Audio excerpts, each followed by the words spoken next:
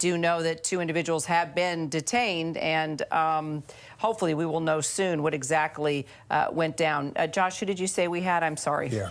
Pierre Thomas, our Chief Justice Correspondent, joining us now. Pierre, are you able to work through your sources any more details of what we might know about who these individuals are that have been detained, a motive, and what went down when these shots rang out? Well, the most useful information we have is actually from the Kansas City Fire and Rescue Department, where they've given the information on those who have been injured. Federal law enforcement is trying to get additional detail from the scene about those 2 men who have been detained as they try to ascertain motive. What I can tell you from a senior law enforcement official I spoke to is that he's not seen anything come across his desk yet that indicates or points to any kind of terrorism or politically motivated event. It's early in the investigation, but typically that's the first kind of thing that is shot out to the federal government in terms of federal law enforcement officials. They will, when it's a local criminal sort of event, it takes a little bit more time for information to make its way through the food chain, if you will. But right now, law enforcement is obviously concerned that you had so many people and apparently multiple people armed with weapons firing away.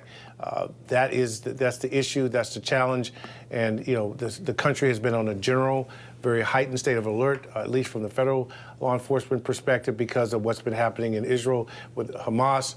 They've been warning over and over again that the nation is in an elevated threat environment, similar to what we faced right before 9/11, and so that is in everyone's mind. That said, they don't have anything indicating anything like that at this point, and the key is for them to offer assistance, get engaged with the local police about these suspects, and then fan out any information that's relevant if it's something more than a local criminal event.